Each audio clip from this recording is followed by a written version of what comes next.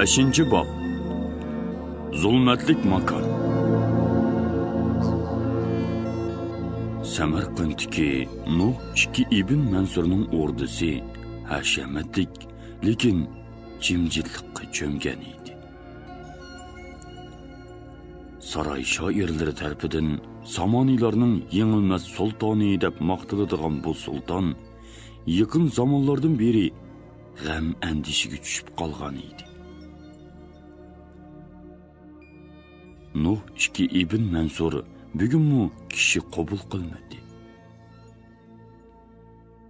Noshtadan keyin u o'rdi beg'ida oylanib, ko'nglini orom topqizmoqchi bo'lgan edi.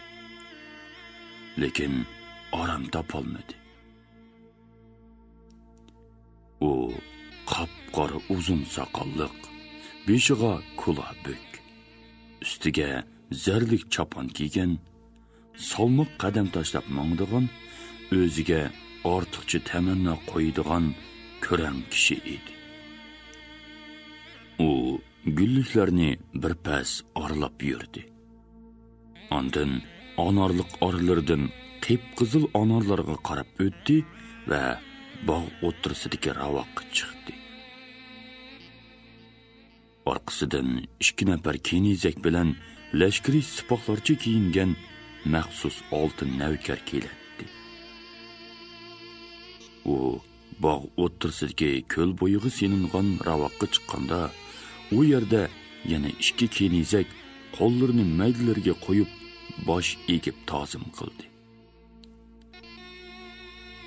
Ravoq o'ttirsida shira, ustida o'zim, shaptol, anor, anjirlar qo'yilgan edi.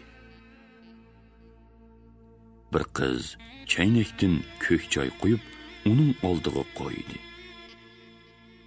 U shiradagi nozu ne'matlarga-mu, atrofida parvonida yurgan kenizaklarga-mu nazar solmay atrofga qaraydi.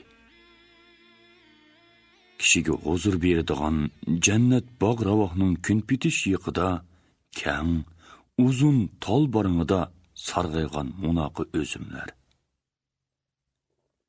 Suyi teshig'i tapchib turgan qizg'uz soyvi o'zimlarning shingillari sangilab turadi. Ko'rinmas soschilarning chalg'an larzon ohanglari anglanib turadi. Bedishning o'ng tarafi anorliq, so'l tarafi anjirlik bog' edi. Bog' oldida uzun ketgan gulzorlikning oyog'ida qad ko'tirib, butkul Samarqandga ko'rinib turgan o'rda joylashgan edi. Ravoqdan bog', gullar va uning kaynida cho'ng, uzun to'riklik peshayvondan parda tortilgan egiz panjirlar ko'rinib turadi. Sulton o'rindiqqa o'ltirgandan keyin barangning u tarafidan bir ayol chiqib kelib, uningga ta'zim qildi va orqasiga qarab chavak chaldi. Barang kaynida bir to'p qizlar usul o'ynag'inicha barangga kirib keldi va ikki tarafga rad bo'lib usulga tushdi. Sulton o'rindiq yo'lanchikiga parvosiz yo'linib, o'rduning yeshil gumbazlik o'g'zisining o'ttirisida ko'tarilib turgan munora ustidagi o'rg'oq oyga qarab o'ltiradi. U o'ylaydi. O'ylari yiroqlarga ketib, hozirgi ahvolga kelib taqladi. Tuyuqsizla uning mingisidan "O'sha o'rg'oq oy qanchalik turalar ekan?" degan o'y lop qilib o'tib ketdi. U o'ng'aysizlangandek o'rnidan qo'zg'alib qo'ydi. U bundoq yomon oqibatni o'ylamaslikka tirishdi. "Yo'q, mening saltanatimni hech kim tortib ololmaydi" deb o'zini jovutdi u. "Men hargiz bo'sh kelmayman. Ulug' Samoniylar xonadonligining qudratiga qandoq kuch tankilalaydi. Allah bizga madadkor. U usulchilarning chaqqon harakatlariga ko'z tashladi. Aytmoqchi, Samoniylar xeyli uzoq yillardan beri qudratli xonadonlik bo'lib kelmoqda. U davlat butkul Xurosonda hukmronligini tiklash bilan qolmasdan ikki daryo orliqiga o'tdi. Ondan butkul O'rta Osiyoni besib oldi. Bu jarayonda Nuh ibn Mansur hammadan shuhratlik nom chiqardi. U Samarqandni markaz qilib, Buxoro, Shosh, Qo'qand, Farg'ona, Namangan, o'zgangicha o'zining amaldorlarini qo'yib, avvalgi yerlik amir hokimlarni yo'qotdi. Lashkariy kuchini muhim shaharlarga tortib, Qaraxoniylar davlati chegirsig'icha, Yetsu va Qashqar bo'sog'isigacha taqidi. U buning bilan qanoatlanmay, Xoqoniya va Yetsuni tamoman ilib, Qaraxoniylar xonadonligining o'rnini bosmoq bo'ldi. Avvallarda uning ishi xeyli o'ngluq mangan edi. U o'z maqsadining amalga oshishiga qattiq ishondi. Lekin Sulton Nuh ibn Mansur cho'chorini qozonga solmay turib, xampeti sanadi. Bu joylarga besib kirganda va uningdan keyin yurgizgan qirg'inchilikqa, fuqarolarga solgan ko'tirgusiz olvon yasoqlari, lashkarlari va bek sipohlarining alni bulang talang qilishi, diniy xurofotning ko'payishi, yerlik amaldorlarni va o'limonlarni chetga tepish qatorliq mustabid qilmishlari va siyosatlari bu elni o'ziga qarshi tayyorlab qo'ydi. Qirg'inchilikqa va bulang talongga chidamagan xalq qarshilik ko'rsatishga boshladi. Yerlik diniy o'limonlarning noroziligi kuchaydi. O'z amaldorlari, hatto xon amirlar orasidami ixtiloflar chiqishga boshladi. Nuh mushularni o'ylaganda ko'z oldida elning qishloqlarida, tog'larida, hamma joyda qorong'uda lovuldab turgan ko'pligan gulxonlar paydo bo'ladi. U bu gulxonlarning ushqundab kengayib ketishidan, dahshatlik yolqinga ko'tarilishidan andish qiladi. Yana u oldingi yili Qaraxoniylar davlat chegirasiga o'tib urinib baqqan edi. Dakkisini yeb qaytdi. Ularni xomchoqlig'i bo'lmaydi ekan. Cho'ngroq lashkariy kuch ishlatish kerak o'xshaydi deb o'yladi u. Vaqtga qarshi u davlat borg'oncha kuchayib ketdi. Ular Samoniylar hukmronligiga zo'r andishlik kuch bo'lib qoldi.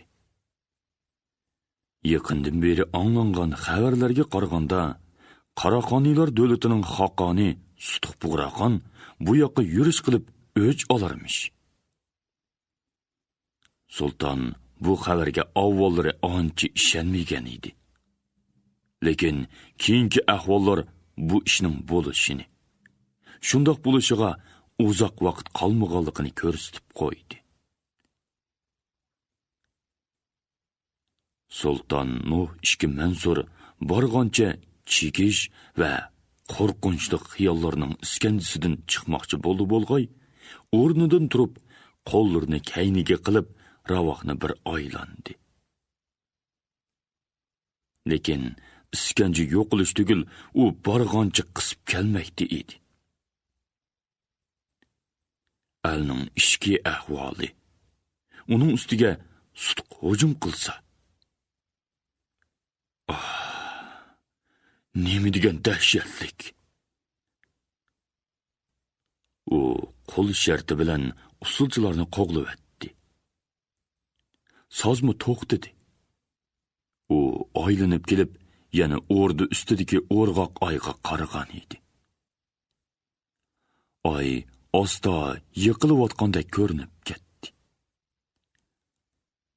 Jahon malomon bo'lib ketdi. Elning hamma yerlarida o't yolqinlari ko'tarildi. Bug'ra qo'shinlari saldak yamrab kelmoqda. Oh, dahshat, bak qo'rqinchliq, dedi u ovozini chiqarib. Ammo ovozining qandoq chiqib ketganligini o'zimiz sezmay qoldi. Farmonlarga tayyorman, ulug' sultonim, dedi navkar lashkari yurishda miyam kelib, uning nima demoqchi bo'lganligini bilmoqchi bo'lib, oldida taxt turdi. Sulton uningga qarabmi qo'ymay, ravaqdan tushdi va qopoqlarini serib, o'zim bormi tegidan mengib, uy tarafga qarab ketdi. Navkar kenizaklar orqasidan mangdi. Orqadiraq mangan ishki kenizak sultonning xopagan siyoqiga sap soldida, yer ostidan bir-biriga qarab, tillarini chiqarib qo'ydi. U peshayvonga chiqishiga ishkiridan o'rda og'isi Mirza Abaydulla lashkari vazir Abu Ibrohim Ismoilni boshlab chiqdi. Sulton ularning salomlarini ilik olgandan keyin tom tuvdagi zilchi ustiga selingan qalin atlas ko'rpaga o'ltirdi. Tog'liqlar quturab ketdi, ulug' shoyim, dedi lashkari vazir Abu Ibrohim o'ltirib. Al o'g'lining to'polonchilari tog'dan tushib harakat qilmoqda. Ular qalaymaqon gap qilib, nodon tarixchilarni quturatmoqda. Nima deydi ekan? dedi sulton qopoqlarini turib. Adabsiz gaplar janobiy oliylarga aytavering, dedi sulton vazirga yer ostidan qarab. Mansurning qonxo'rligiga qarshi otilninglar. Samoniylarni haydab chiqiramiz. Mansurni darg'a osimiz. Sulton hayron qolmadi. Chunki bundoq tillashlarni u birinchi qitim anglashi emas edi. Al o'g'li degan zodi qandoq nima u? Asli nasli nadin ishkan? Qo'qanlik bir gadoyning bolasi. Zimindarning tunikidan qechib chiqqan. Keyin o'zidek bir moncha yalong to'shlarni to'plab taqqa chiqib olgan. Al o'g'li degani nimasi? Tarixchilar bergan nomiymish. Bir qoshqin o'g'riga kuchinglar yetmamda, ha? O yolg'iz emas, sultonim. Vazir emishib pasrak ovoz bilan dedi. Ishchimizda yo'lanchiki bor. Ha? Kimkan u? Sulton bilinarlik o'ngdi. Vazir Abdulkirim, yana muddaris mufti Shahovuddin. Dalil? Ularning al o'g'liga avatgan aloqachisi tutildi. Cho'ng to'plan ko'tirish planlari bor ekan. Bu ishga ablaqning xoinlik qilmishlaridan mening gumonim bor edi, shoyim, dedi o'rda og'isi Mirza Abaydulla. Aslida yerliklarni cho'ng mansabga qo'yish xatarlik edi. Hech xatir yo'q, dedi sulton xotirjam holda. Yolg'iz o'zimiznikilar hamma mansabni tutsa bo'larmidi? Hech gap yo'q. Yolvosning ovisidan chiqqani tuzuk. Bular changilimizda. Avval tog' yolvosini yo'qotish kerak. U xatarlik. Siz, janobi vazir, bir bo'lik kuchlik lashkar avatib, tog'liqlarni bostiring. Al o'g'li degan o'g'rini cho'qim tirik qo'lga tushirib, quturg'onlarga ibrat qilish kerak. Hozir dushmanning cho'ngroqi kun chiqishdan kelmoqda. Urush boshlanguncha bu ishni tugutish kerak. Lashkar kuchni o'rinlashtirish plani qandoq bo'ldi? Janobi oliylarning farmoniga asosan Qarxoniylarga taqobil turilgan lashkarlar o'rinlashdi. Birinchi sap O'sh, Chimkent, O'zgan, jami 50 ming lashkar. O'zgan nuqta qilinib 30 ming kishi tayyorlandi. Ikkinchi sapda Farg'ona, Qo'qand, Shosh, jami 70 ming. Yana poytaxtda jami 50 ming kishi. Bundan boshqa Buxoroda 30 ming. G'aznida 20 ming kishi bor. Ular tayyor ko'ch. Jami 220 ming kishilik lashkar. Mana mashina qo'rlashtirildi. Siz degan tayyor ko'ch. Buxoro, G'aznidagi 50 ming lashkar ishonchlikmi?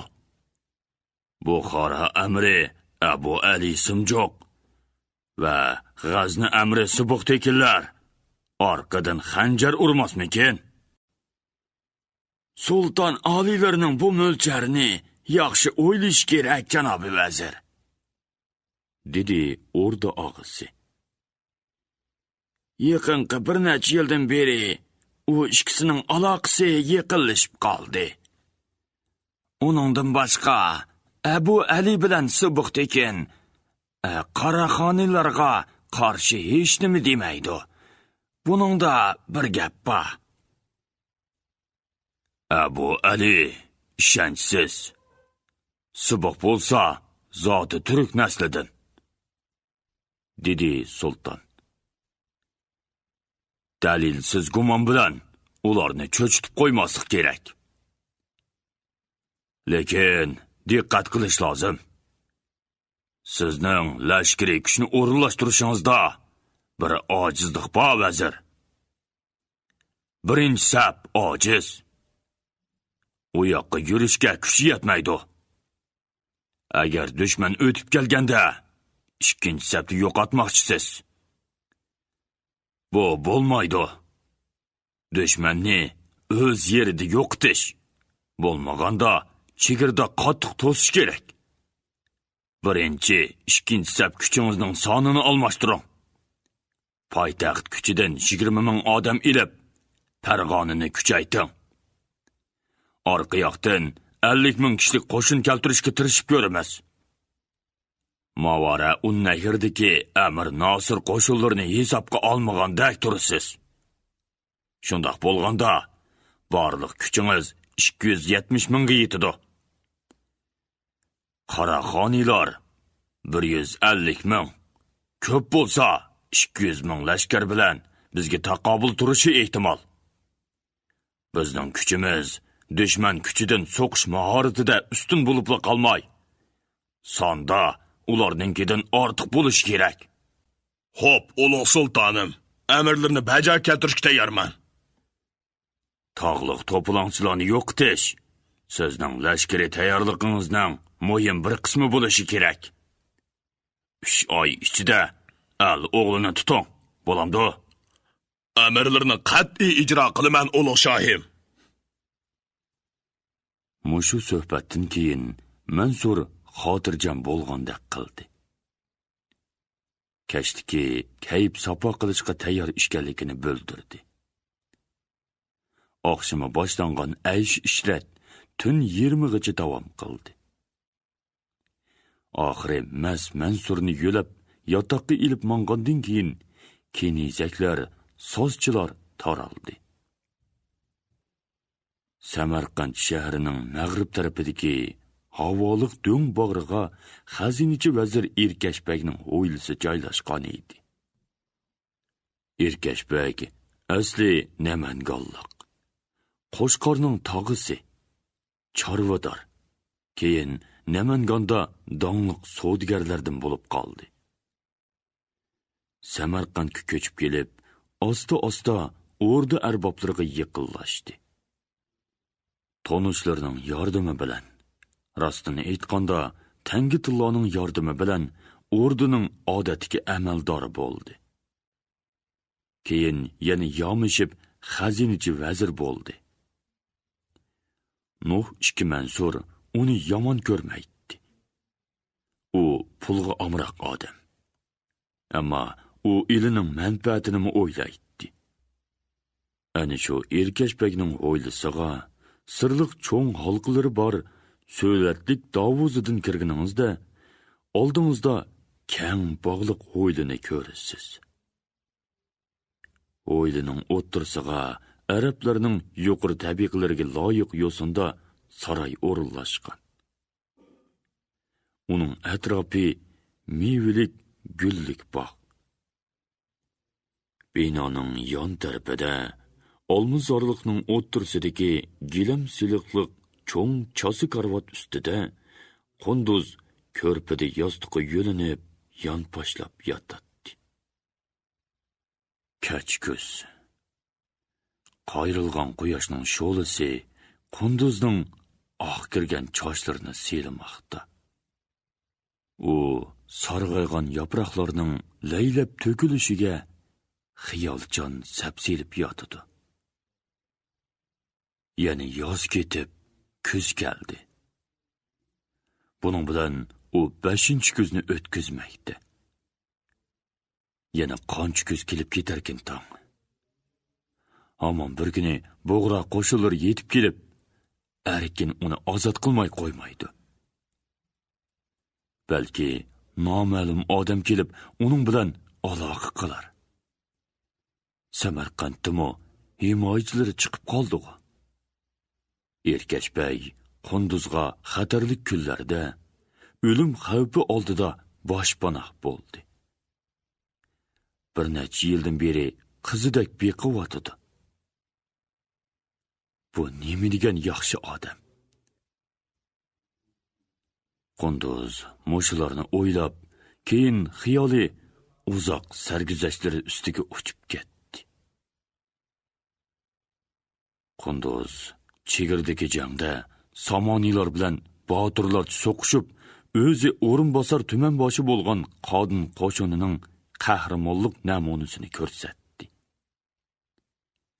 U yog'ini qo'g'lab zarba berib, to'yiqsiz so'l dolusiga urilgan qilich zarbasi bilan etidan yiqildi. Keyinkisini u bilmaydi. Tun yermida esiga kelib, bir tog' orasidagi o'tloqda yotqanligini ko'rdi. U qo'pishga o'ntildi. Lekin qo'polmadi. U so'l qo'lini ko'tara olmaydi. Beshi butun teni zing'ildab og'riydi. Birsining o'lib qolmasin, soq opirish kerak degan so'zini anglab qoldi. Ondan bir cherik kelib, oq loti bilan avaylab uning dolusidagi yarini bog'ladi. Qattiq og'risimi, u tishlarini ching besib, g'ing qilmadi. G'ayrating baka, yaraysan. Hayotli qolsang bir gap bo'lar, dedi cherik Qunduzga. Keyin u ketib, bir cho'chakda suv va non akeldi. Uni Qunduzning oldiga qo'yib ketib qoldi. Qunduz cherikning orqasidan qarab, bu yomon odam emas o'xshaydi deb o'yladi. U suvdan qenib ichdi. Nonni yegisi kelmadi. U yulduzlarga qarab o'ngda yotadi. Yulduzlar ko'zlaridan nur chaqnitib Qunduzga madad beradi. Ah, yulduzlar shuncha erkin, shuncha sho'x. Ana, ular menga ko'z qisiyotdi.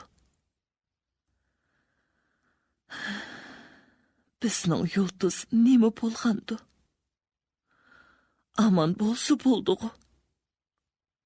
Anam, akam qilich, erim erkinlarchu. Ular meni o'ylab zar-zar yig'lagandi. Bechora onam. Yuraklari qon bo'lib ketdi haqiqatan. U az dard tortganmidi? Qunduz o'zida qattiq horg'inlik va mag'dursizlik sezdi va uyquga ketdi. Atisi tushdan keyin Samoniylar qo'shoni bir tog'dan eshib, u yoqqa engishdi. Cheriklar baq qolaymaqon. Otliq piyoda. Ba'zilarining bosh ko'zlari tengilgan, go'ylari tayoq tayinib, oqsab ketib boradi. Cheriklarning o'ttirsida sol qo'lini yog'liq bilan bo'yniga esib olgan Qunduz otliq ketib boradi. Qunduz yog'i cheriklarning bunchola xarobligiga qarab kulgisi keldi va maydisini ko'tarib cho'nqur nafas oldi. Heliqi cherik ot ustida mugdab Qunduzga yondosh ketib boradi. Qunduz uningga sap solatdi. Cherik ko'zini ichib atrofga, keyin Qunduzga qarab qo'yib, yana mugdashga boshladi. Sizning etingiz nima? deb so'radi Qunduz uningdan muloyimlik bilan. Cherik Qunduzning birinchi qitim so'z qilganiga hayron bo'lib qaradi va ko'ngilsiz dedi. Nim bo'ladi? Etim omon qo'l. Beshingizdagi tatuq. Mushula urib yarqigan. Nemishqa? Cheriklikdan qochding deb. Mushular deganingiz kimlar? Mushu yaqiliqlarchu. Siz nalik? Men qo'qantlik. Meni cheriklik tutib ketganda ota-onam yig'lab, qaqshab qolgan edi. Bechoralarning holi nim bo'ldi-kin? Cherik yang uchi bilan ko'zini surtdi. Ota-onangiz baliq odamlarmidi? Nadikini? Tarixchi, katmanchi. 360 kun mehnat qilibmi? Qo'rsqi to'ymaydi. Onun ustiga hamisha olvon yosqi jonni oladi. Ko'nglingizni yerim qilmang. O'zi uchun ketman chepib, qo'rsoq to'yg'izadigan chaqlami kelib qolar. Bilmayman ta. Sizningcha bular meni nima qila? O'ltirolmaydi. Saq ilib berib, Samarqandga podshohga bermoqchi. Uningdan boshqasini men bilmayman. Ikkilisi shuk bo'lib qoldi. Omonqul uyqusi echilib, qandoqdir bir mungluq ohanga past ovozda naqshi aytib mangdi. Naqshining so'zlari ochiq emas edi. Qunduz diqqat qilib, o'rgildi palak, cho'rgildi palak. Meni shuncha qiynaysan, men sana nima qilgan degan so'zlarni oron bilaladi. Bir necha kun mangandan keyin cheriklar to'xtab qoldi. Omonqul yana bir cherik qo'shilib, Qunduzni ilgirlab elib mangdi. Yangi qo'shilgan cherikning qopiqi yomon edi. Omonqul uningdan paqas bo'ladi. Qunduz bilan so'zlashmaydi. Bir kuni ovi cherik yo'q vaqtda u Qunduzga ovi xumpar bizlardan emas, diqqat qiling, men sizni saqlayman deb qo'ydi. Shunda qilib, ikki cherik uzoq yo'llar besib, shahar cho'llarni kezib, Qunduzni Samarqandga elib keldi. Qunduzni kichik to'nligi bor bir qorong'u uyga akilib, solab qo'ydi. Bu joyning qandoq yer ekanligini ayol bilmaydi. Uningga bir yosh ayol suv, tomoq berib turdi. U beshini to'van qilib, so'zsiz kirib chiqadi. Qunduzning yarisi yomon bo'lib ketgan edi.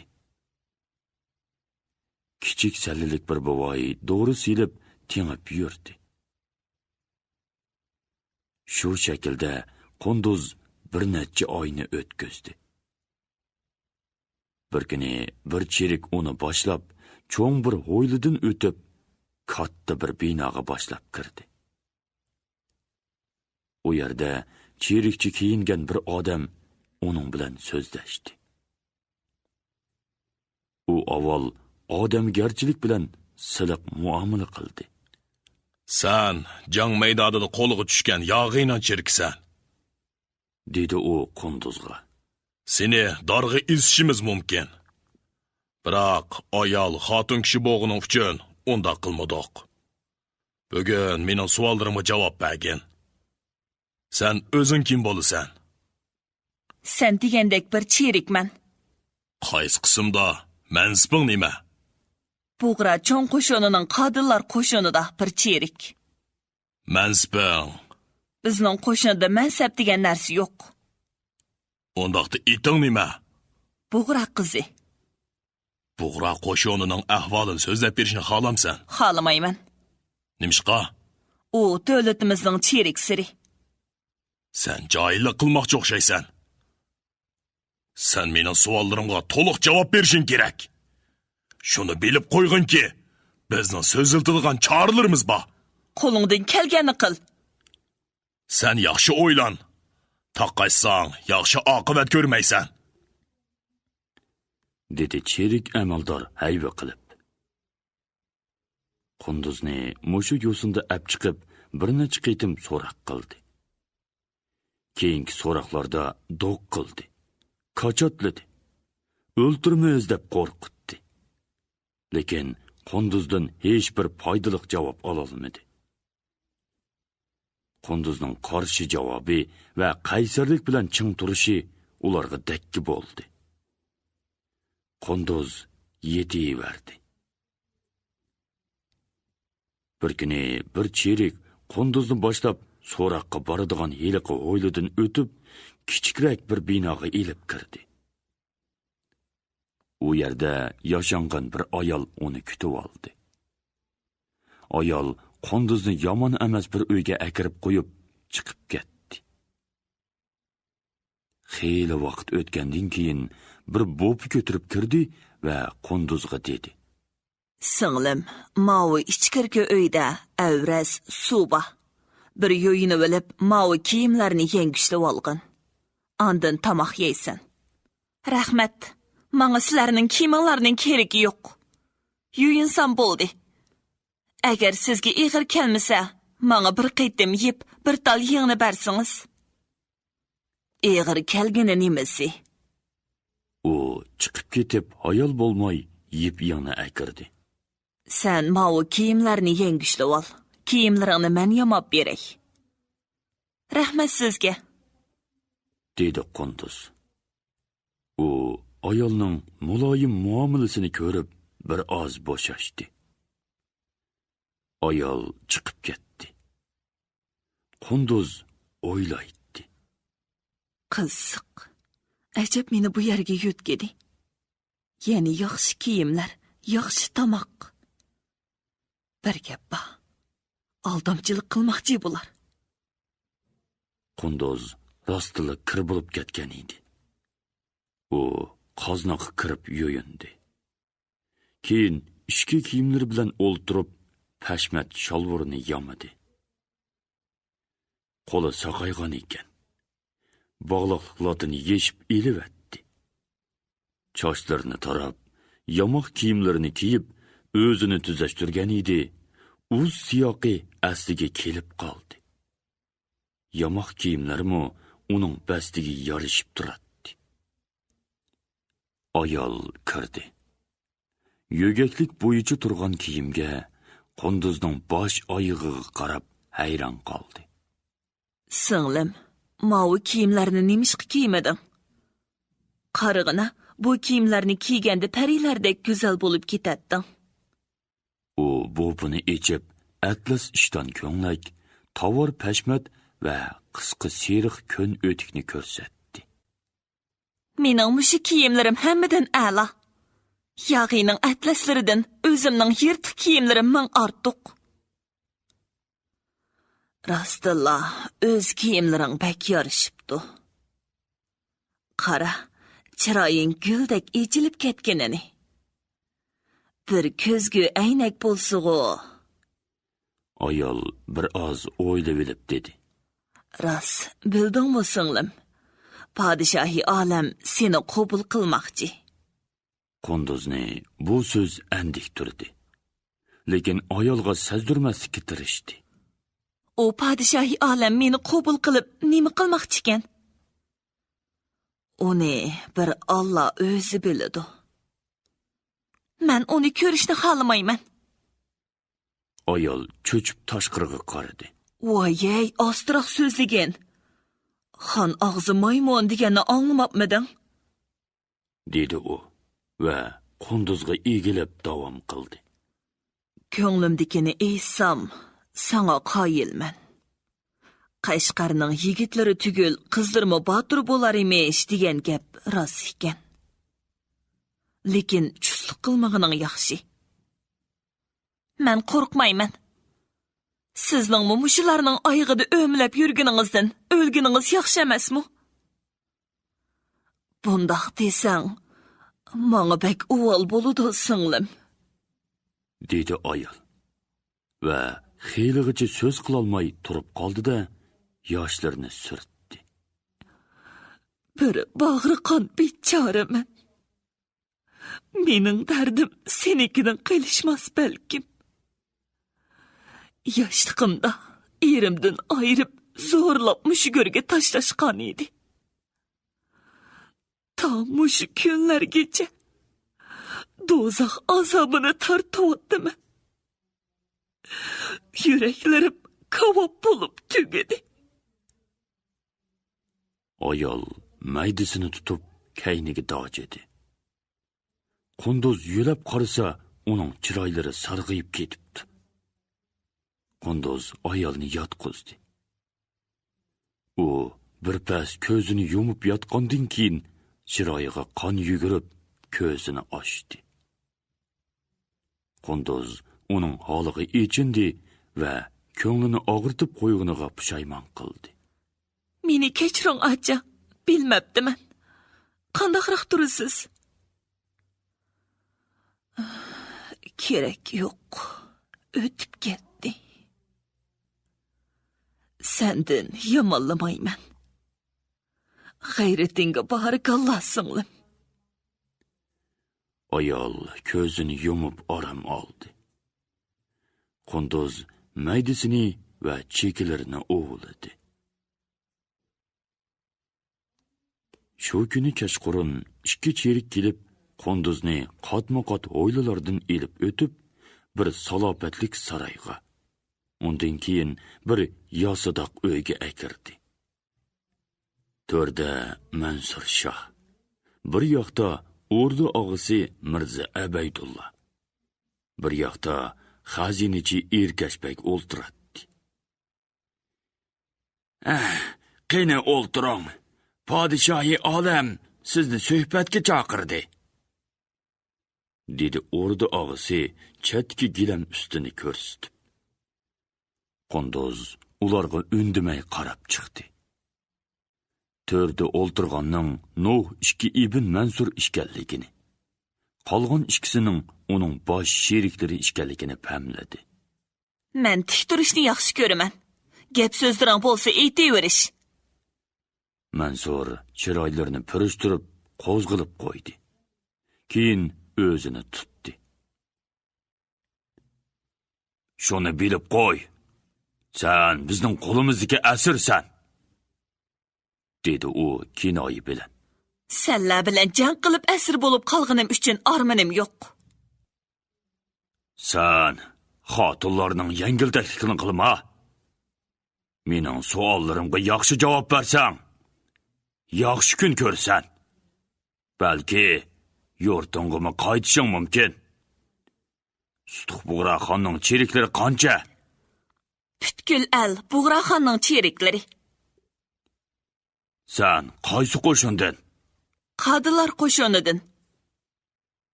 Eting nima? Bug'ra qizi. Sening xoning qachon biz tarafga bostirib kelmoqchi?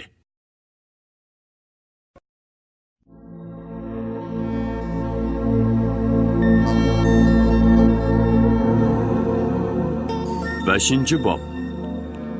Zulmatlik makon.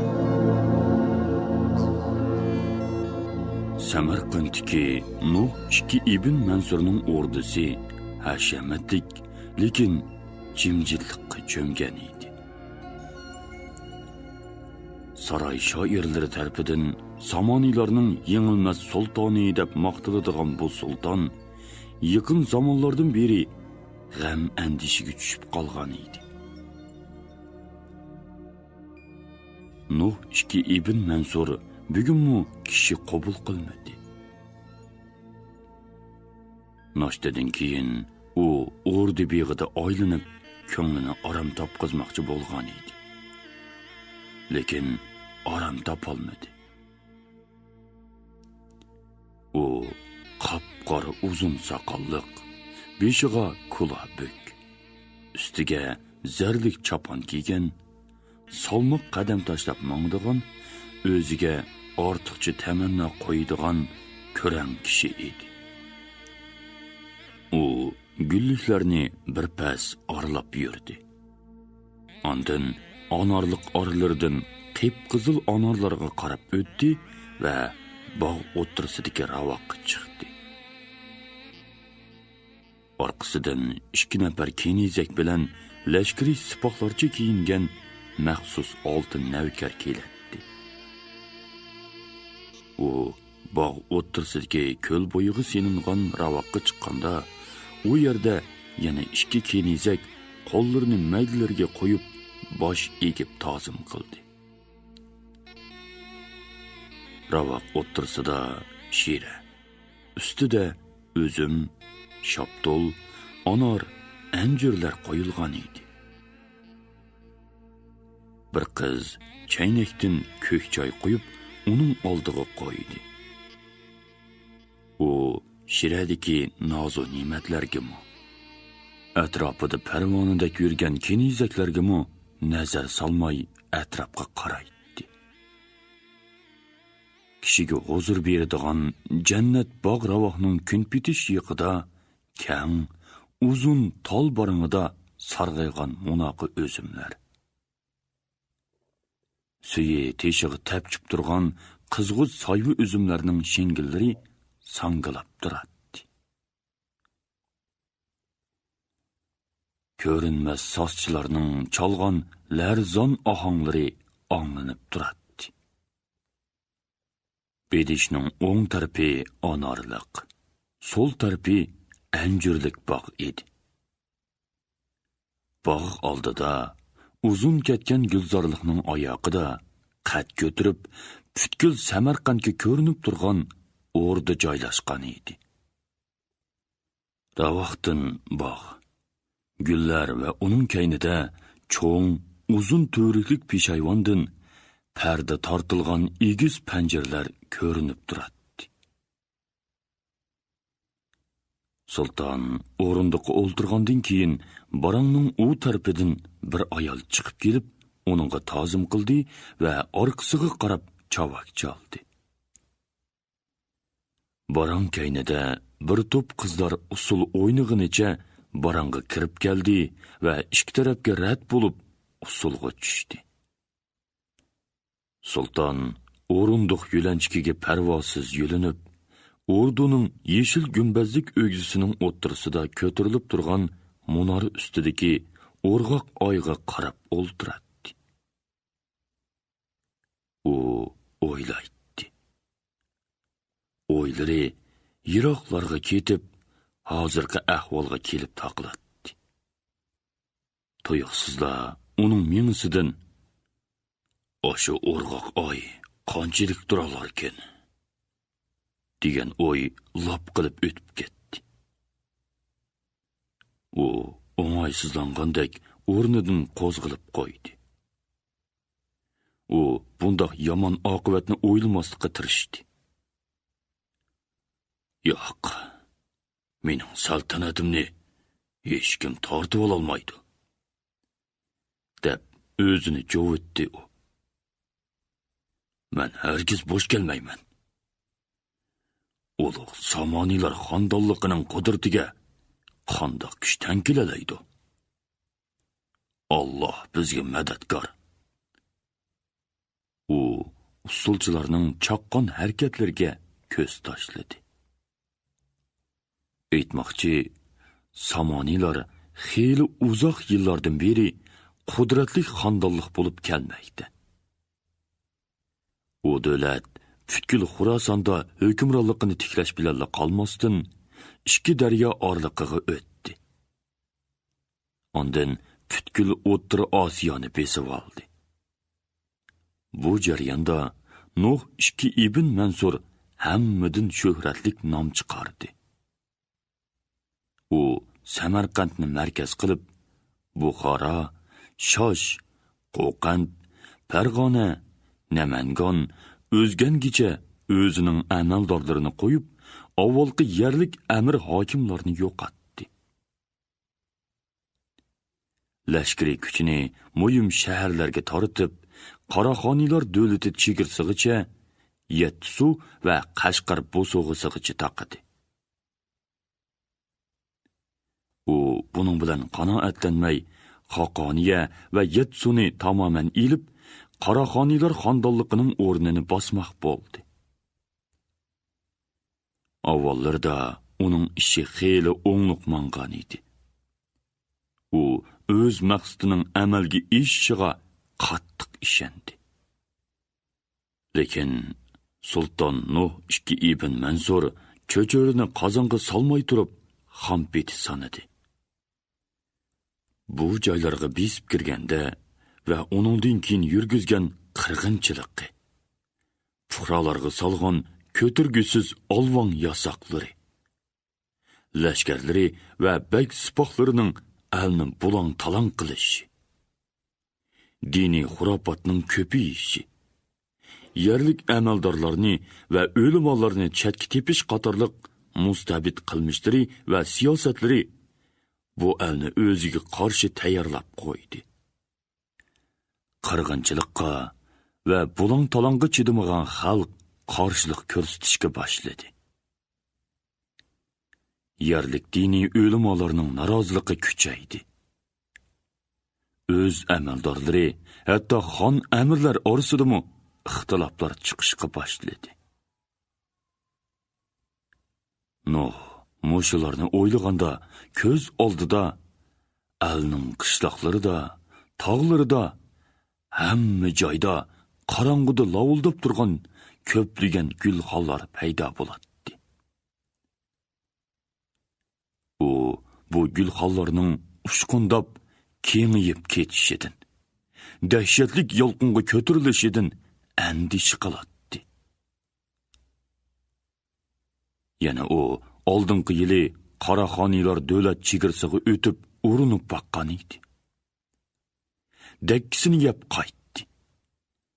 Ularni xamchoqlig'i bo'lmaydi ekan. Cho'ngroq lashkariy kuch ishlatish kerak o'xshaydi deb o'yladi u. Vaqtga qarshi u davlat borg'ancha kuchayib ketdi. Ular Samoniylar hukmronligiga zo'r andishlik kuch bo'lib qoldi. Yaqindan beri anglangan xabarlarga qaraganda, Qaraxoniylar davlatining Xoqoni Sutuq Bug'raqon bu yoqqa yurish qilib o'ch olarmish. Sulton bu xabarga avvallari ancha ishonmagan edi. Lekin keyingi ahvollar bu ishning bo'lishini, shundoq bo'lishiga uzoq vaqt qolmaganligini ko'rsatib qo'ydi. Sulton Nuh ikki Mansur borg'ancha chekish va qo'rqinchli xiyollarning iskandisidan chiqmoqchi bo'lg'ay, o'rnidan turib, qo'llarini kayniga qilib, ravoqni bir aylandi.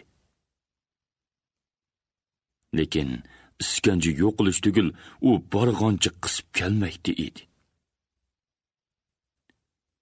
Alning ishki ahvoli, uning ustiga Sutuq hujum qilsa, nima degan dahshatlik. U qo'l sharti bilan usulchilarni qo'g'layotdi. Sozmi to'xtadi. U oylanib kelib, yana o'rdi ustidagi o'rg'oq oyga qaragan edi. Oy osta yiqilayotgandek ko'rinib ketdi. jahon malaman bo'lib ketdi. Elning hamma yerlarida o't yolqinlari ko'tarildi. Bug'ra qo'shinlari saldak yamrab kelmoqda. Oh, dahshat, bak qo'rqinchliq, dedi u ovozini chiqarib. Ammo ovozining qandoq chiqib ketganligini o'zimiz sezmay qoldi. Farmonlarga tayyorman, ulug' sultonim, dedi navkar lashkari yurishda miyam kelib, uning nima demoqchi bo'lganligini bilmoqchi bo'lib, oldida taxt turdi. Sulton uningga qarabmi qo'ymay, ravaqdan tushdi va qopoqlarini selib, o'zim bormi tegidan mengib, uy tarafga qarab ketdi. Navkar kenizaklar orqasidan mangdi. Orqadiraq mangan ishki kenizak sultonning xopagan siyoqiga sap soldi-da, yer ostidan bir-biriga qarab, tillarini chiqarib qo'ydi. U peshayvonga chiqishiga ishkiridan o'rda og'isi Mirza Abaydulla lashkari vazir Abu Ibrohim Ismoilni boshlab chiqdi. Sulton ularning salomlarini ilik olgandan keyin tom tuvdagi zilchi ustiga selingan qalin atlas ko'rpaga o'ltirdi. Tog'liqlar quturab ketdi, ulug' shoyim, dedi lashkari vazir Abu Ibrohim o'ltirib. Al o'g'lining to'polonchilari tog'dan tushib harakat qilmoqda. Ular qalaymaqan gap qilib, nodon tarixchilarni quturatmoqda. Nima deydi ekan? dedi sulton qopoqlarini turib. Adabsiz gaplar janobi oliylarga aytavering, dedi sulton vazirga yer ostidan qarab. Mansurning qonxo'rligiga qarshi otilninglar. Samoniylarni haydab chiqiramiz. Mansurni darg'a osimiz. Sulton hayron qolmadi. Chunki bundoq tillashlarni u birinchi qitim anglashi emas edi. Al o'g'li degan zodi qandoq nima u? Asli nasli nadin ishgan? Qo'qanlik bir gadoyning bolasi. Zimindarning tunigidan qechib chiqqan. Keyin o'zidek bir monch yalon to'shlarni to'plab taqqa chiqib olgan. Al o'g'li degani nimasi? Tarixchilar bergan nomiymish. Bir qoshqin o'g'riga kuchinglar yetmamda, ha? O yolg'iz emas, sultonim. Vazir emishib pasrak ovoz bilan dedi. Ishchimizda yo'lanchiki bor. Ha? Kimkan u? Sulton bilinarlik o'ngdi. Vazir Abdulkirim, yana muddaris mufti Shahovuddin. Dalil? Ularning al o'g'liga avatgan aloqachisi tutildi. Cho'ng to'plan ko'tirish planlari bor ekan. Bu ishga ablaqning xoinlik qilmishlaridan mening gumonim bor edi, shohim, dedi o'rda og'isi Mirza Abaydulla. Aslida yerliklarni cho'ng mansabga qo'yish xatarlik edi. Hech xatir yo'q, dedi sulton xotirjam oldi. Yolg'iz o'zimiznikilar hamma mansabni tutsa bo'larmidi? Hech gap yo'q. Yolvozning ovisidan chiqqani tuzuk. Bular changilimizda. Avval tog' yo'lvisini yo'qotish kerak. U xatarlik.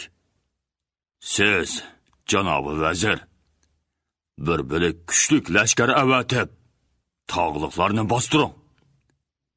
Al o'g'li degan o'g'rini cho'qim tirik qo'lga tushirib, quturg'onlarga ibrat qilish kerak.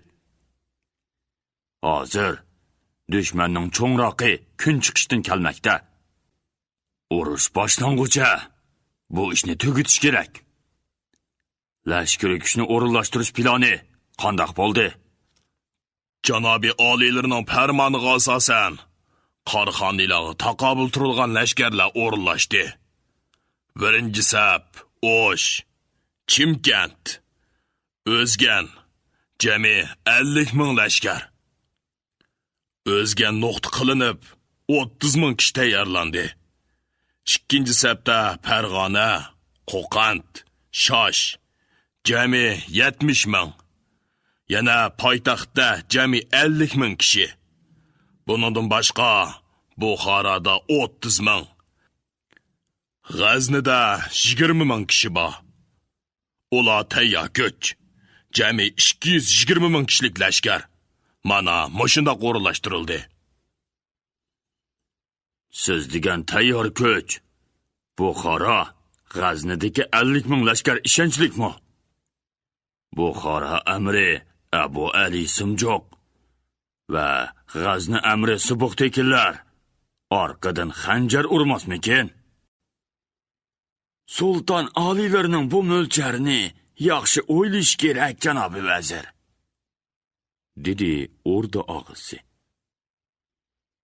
Yaqinqi bir necha yildan beri u ikkisining aloqasi yiqilishib qoldi. Uningdan boshqa Abu Ali bilan Subuqtekin Qaraxoniylarga qarshi hech nima demaydi. Buningda bir gap bor. Abu Ali ishonchsiz. Subuq bo'lsa, zoti turk naslidan, dedi sulton. Dalilsiz gumon bilan ularni cho'chitib qo'ymaslik kerak. Lekin diqqat qilish lozim. Sizning lashkariy kuchni o'rinlashtirishingizda bir ojizlik bor, vazir. Birinchi sap ojiz. U yoqqa yurishga kuchi yetmaydi. Agar dushman o'tib kelganda, ikkinchi sapni yo'qotmoqchisiz. Bu bo'lmaydi. Dushmanni o'z yerida yo'qotish, bo'lmaganda chegirda qattiq to'sish kerak. Birinchi, ikkinchi sap kuchingizning sonini almashtiring. Poytaxt kuchidan 20 ming odam ilib, Farg'onani kuchayting.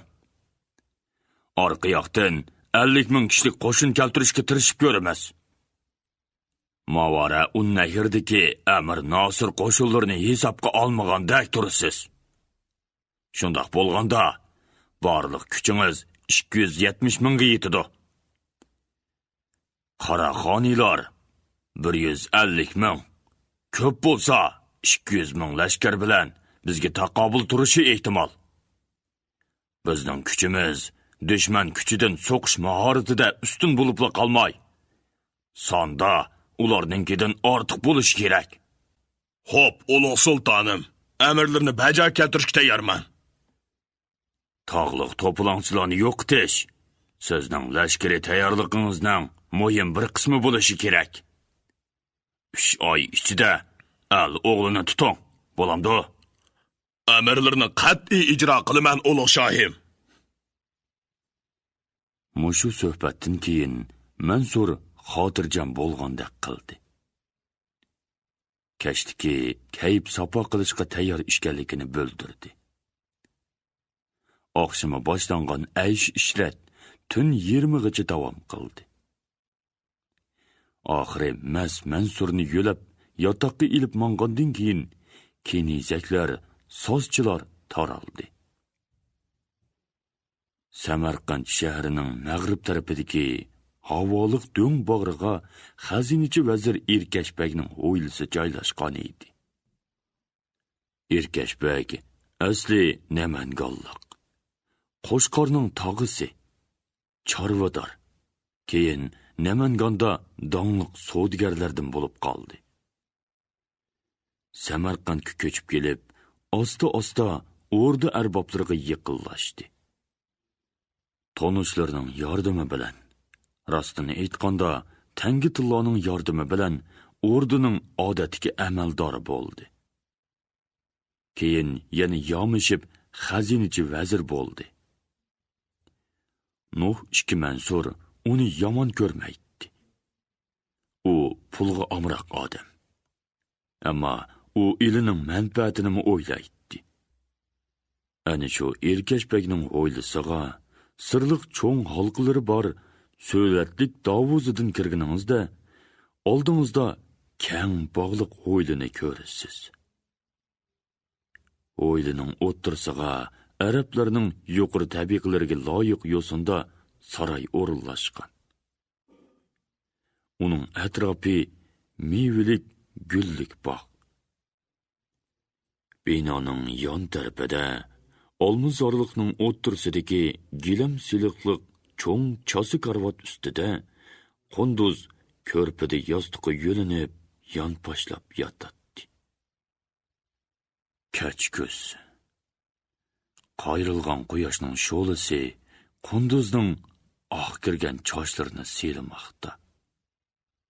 U sarg'aygan yaproqlarning laylab to'kilishiga xiyolchan sapsilib yotadi.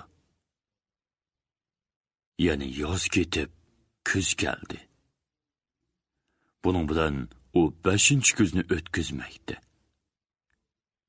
Yana qancha kuz kelib ketarkin tong. Amon bir kuni bo'g'ra qo'shilar yetib kelib, erkin uni ozod qilmay qo'ymaydi. Balki noma'lum odam kelib, uning bilan aloqa qilar. Samarqanddimi himoyachilari chiqib qoldi. Erkashbay Qunduzga xatarli kunlarda o'lim xavfi oldida boshpanoh bo'ldi. Bir necha yildan beri qizidek bequvvat.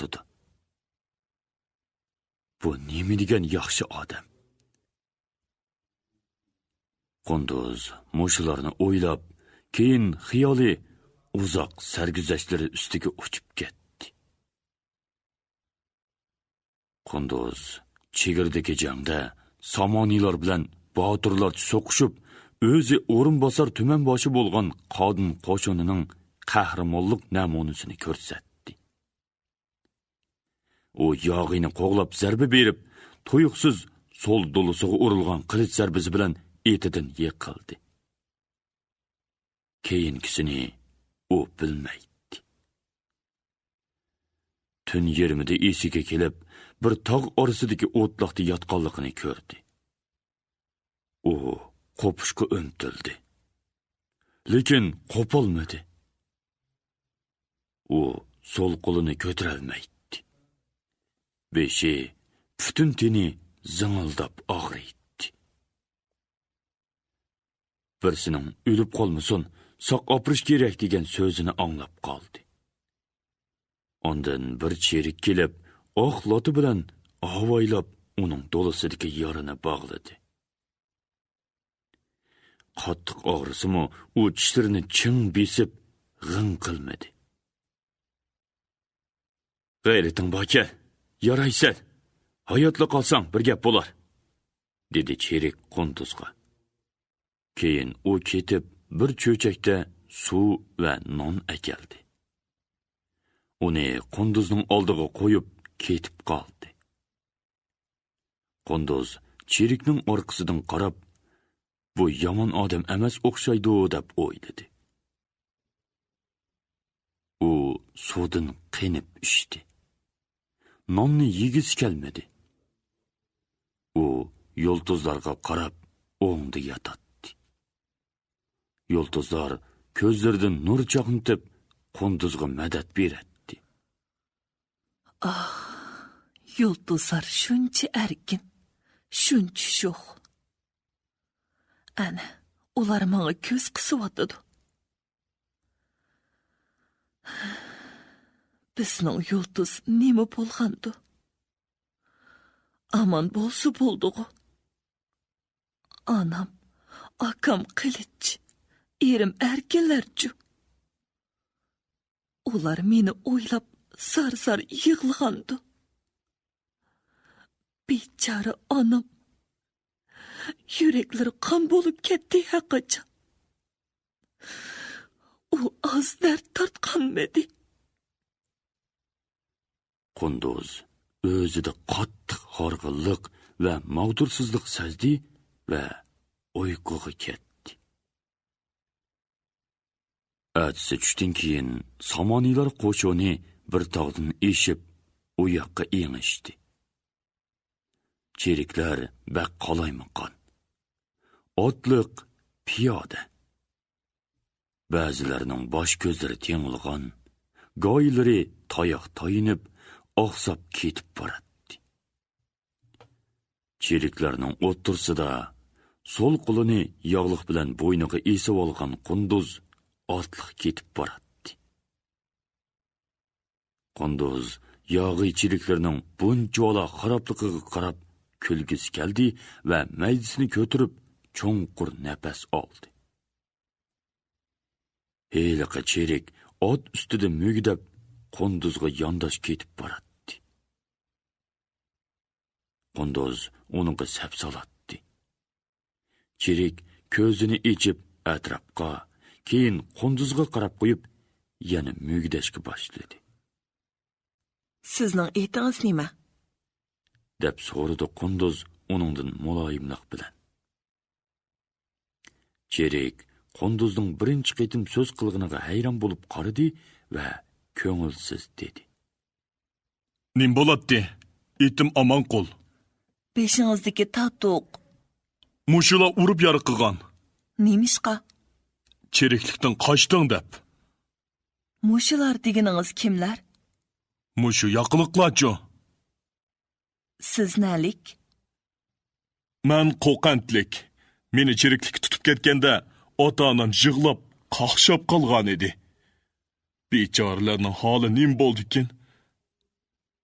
Cherik yang uchi bilan ko'zini surtdi. Ota-onangiz baliq odamlarmidi? Nadikini? Tarixchi, katmanchi. 360 kun mehnat qilibmi? Qo'rsiq to'ymaydi.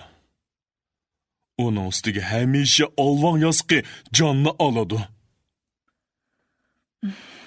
Ko'nglingizni yerim qilmang. O'zi uchun ketman chepib, qo'rsoq to'yg'izadigan chaqlami kelib qolar. Bilmayman ta. Sizningcha bular meni nima qila? O'ltirolmaydi. Saq ilib berib, Samarqandga podshohga bermoqchi. Uningdan boshqasini men bilmayman. Ikkilisi shuk bo'lib qoldi.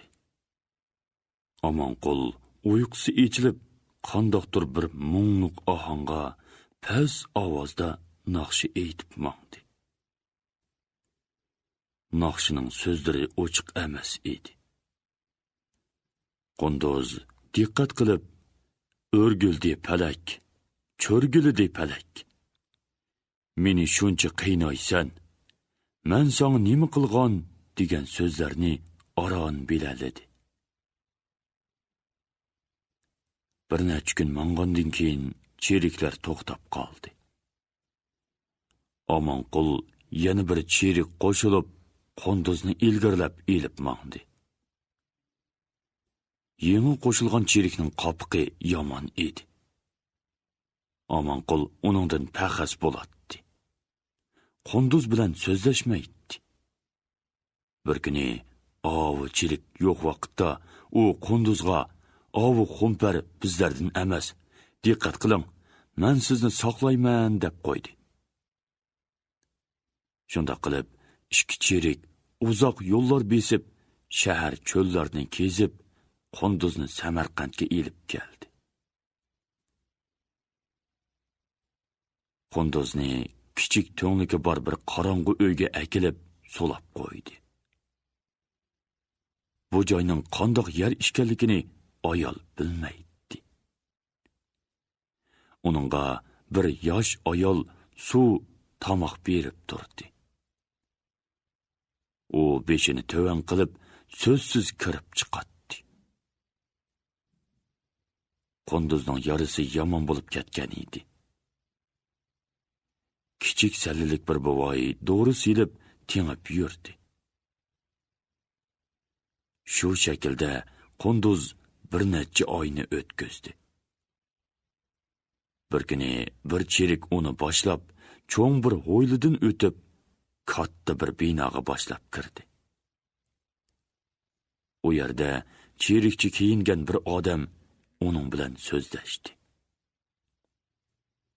U avval odamgarchilik bilan siliq muomala qildi. Sen jang maydonida qo'liga tushgan yog'iynan cherkisan. dedi u Qunduzga. Seni dorga izishimiz mumkin. Biroq ayol xotin kishi bo'g'ini uchun unda qilmadik. Bugun mening savollarimga javob bergin.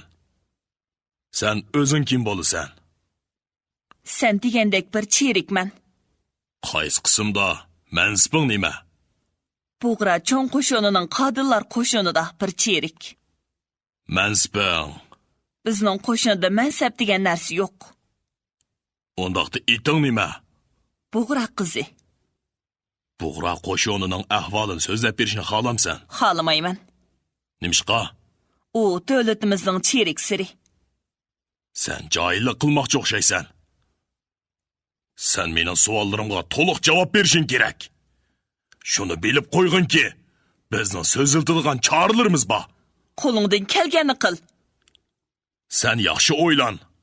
Taqaysang, yaxshi oqibat ko'rmaysan. dedi cherik amaldor hayva qilib. Qunduzni mushu yo'sinda ap chiqib bir necha qitim so'roq qildi. Keyingi so'roqlarda do'q qildi, qochotladi, o'ltirmaymiz deb qo'rqitdi. Lekin Qunduzdan hech bir foydali javob ola olmadi. Qunduzning qarshi javobi va qaysarlik bilan ching turishi ularga dakki bo'ldi. Qunduz yetiverdi.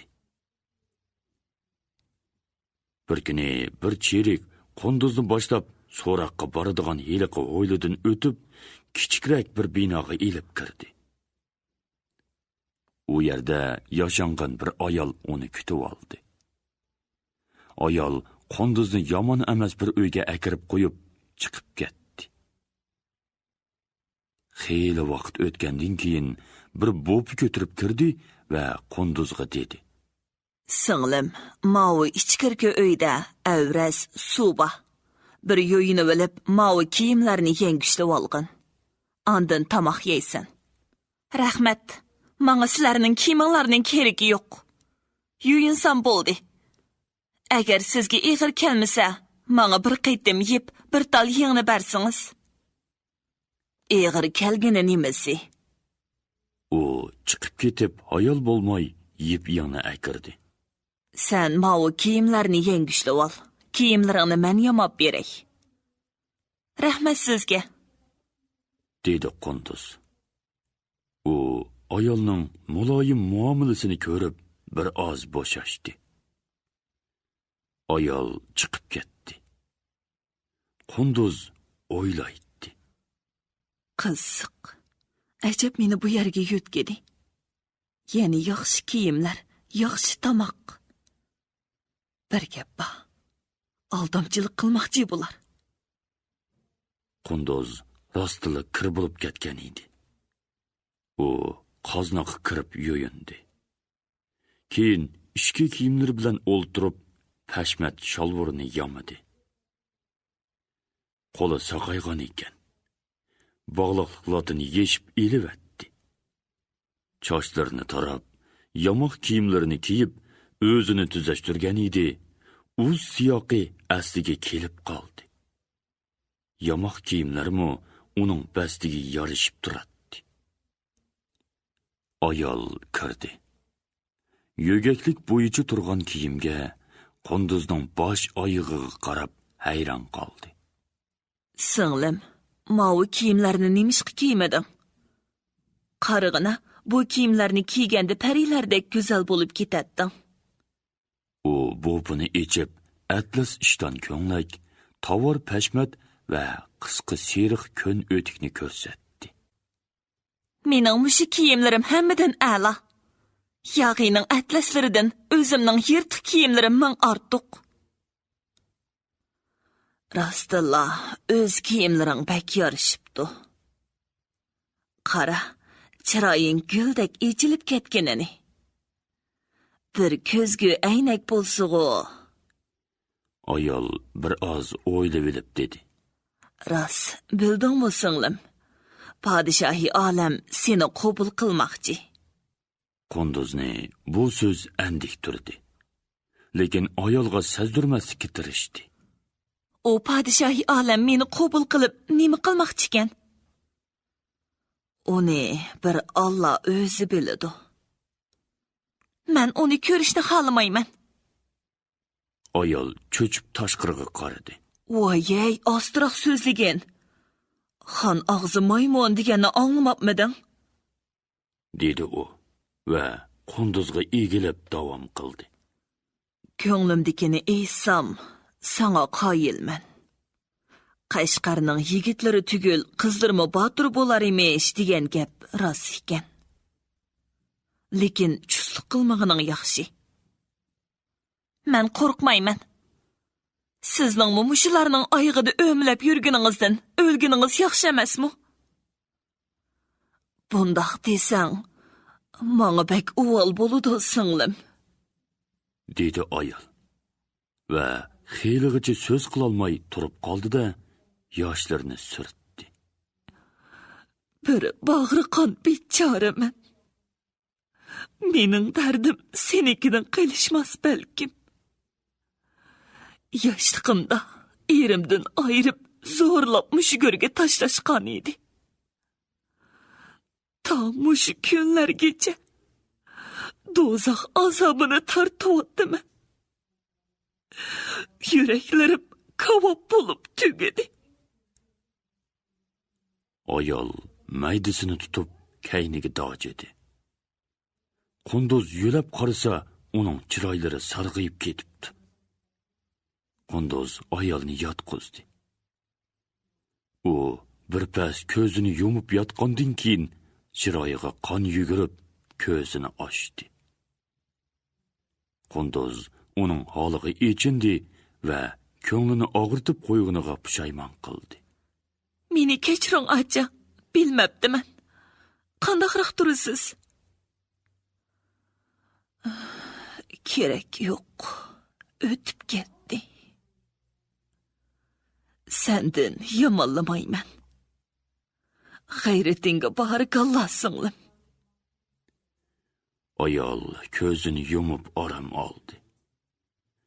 Qunduz maydasini va chekilarini ovuladi. Shu kuni kechqurun 2 cherik kelib, Qunduzni qatma-qat hovlilardan elib o'tib, bir salobatlik saroyga, undan keyin bir yosidoq uyga akirdi. To'rda Mansur Shoh, bir yoqda O'rda og'isi Mirza Abaydulla, bir yoqda xazinachi Erkashbek o'ltiradi. Qani o'ltiring. Podshohi olam sizni suhbatga chaqirdi, dedi O'rda og'isi chatki gilam ustini ko'rsatib. Qunduz ularga undimay qarab chiqdi. To'rda o'ltirganning Nuh 2 ibn Mansur ekanligini, qolgan ikkisining uning bosh sheriklari ekanligini pamladi. Men tik turishni yaxshi ko'raman. Gap so'zlarang bo'lsa aytaverish. Mansur chiroylarini purishtirib qo'zg'ilib qo'ydi. Keyin o'zini tutdi. Shuni bilib qo'y. Sen bizning qo'limizdagi asirsan, dedi u kinoyi bilan. Senlar bilan jang qilib asir bo'lib qolganim uchun armanim yo'q. Sen xotinlarning yengiltakligini qilma. Mening savollarimga yaxshi javob bersang, yaxshi kun ko'rsan. Balki yurtingga qaytishing mumkin. Bug'raxonning cheriklari qancha? Butkul al Bug'raxonning cheriklari. Sen qaysi qo'shindan? Qadilar qo'shinidan. Eting nima? Bug'ra qizi. Sening xonang qachon biz tarafga bostirib kelmoqchi?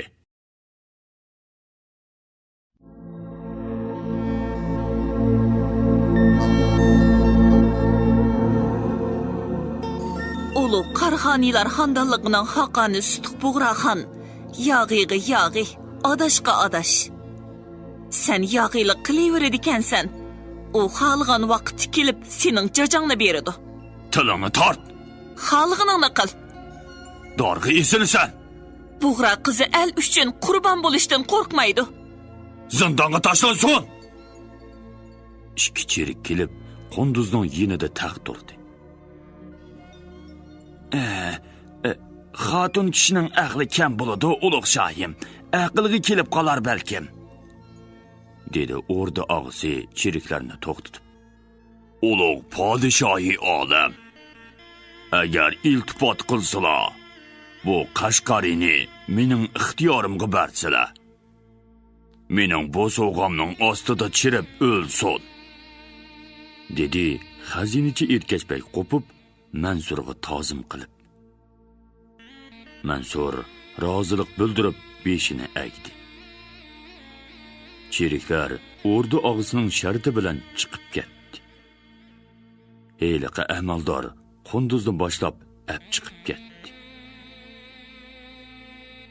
Shuningdan keyin nurg'un oylar, yillar o'tib ketdi. Qunduz yenichi yotqanicha to'kilayotgan siyriq yaproqlarga qarab o'ylaydi. Yaproqlar uning o'yini yo'tgaydi. Yaproqlar amalsiz to'kilmaydi.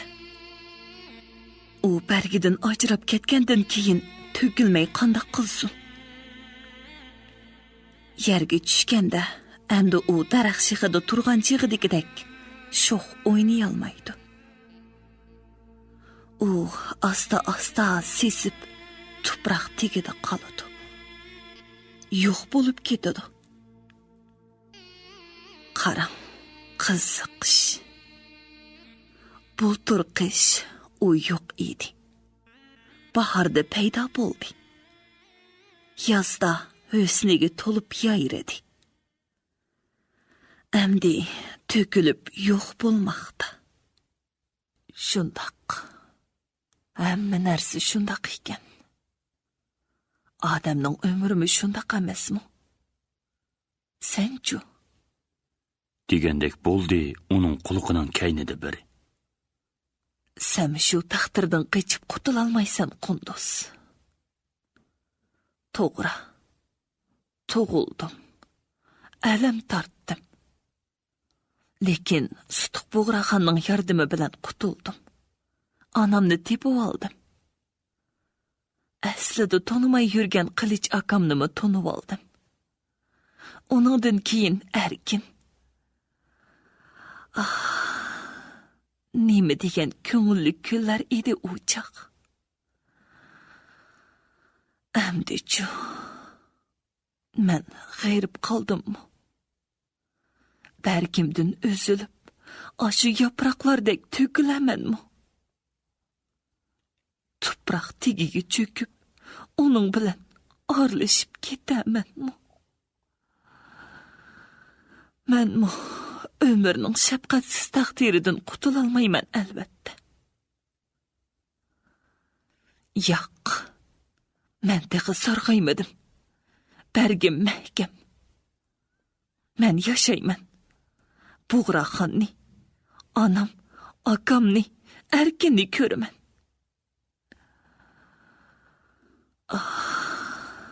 Qachon kelarkin shu armonliq kunlar.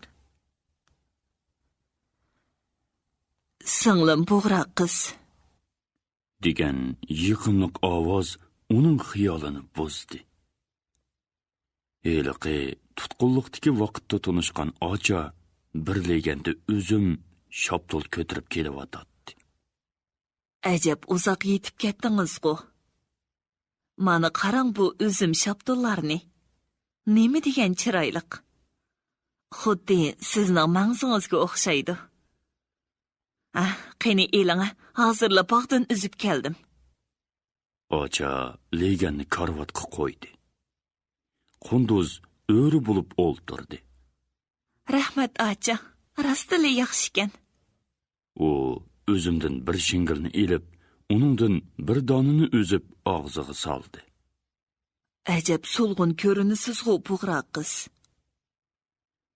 Bu ho'ylig'i kelgandan keyin Qunduzni shundoq deb otishadi. Artıq o'ylashning keragi yo'q. Qunduz Erkashbekning o'ylasiga kelib uzoq o'tmay bu xotin paydo bo'lib qoldi. Ular bir-biri bilan rost och singildek inoq bo'lib ketdi. Bu ayolning qandoq kelib qolganligini Qunduz bilmaydi. Balki Erkashbek buni ozod qilib akelganmikin? Bo'g'ra qiz. Dedi Ocha Qunduzning g'amkin siyoqiga sapsilib. Dunyoning ishi o'tib ketadi. Armoningizga yetisiz. Erkashbekdek bir cho'ng arbob sizga otidorlik qilyapsa. Erkashbek Qunduzga rostilla otsidek g'amxo'rlik qildi. Zindonga tushib ketish xavfidan qutuldirib, uyiga ilib kelgandan keyin o'z qizi Rayhon bilan tang ko'rib baxdi. Boshlabqi vaqtlarda Qunduz tushunalmadi. Bu odam menga nimachi igidorchilik qiladi? Buningda yana bir o'yin bo'lmasin? deb o'yladi. U Erkashbekka odatdagicha takalluf bilan rahmatini izhor qilib yurdi. Buni Erkashbek sezdi bo'lg'ay, bir kuni u Qunduz bilan mungdashdi.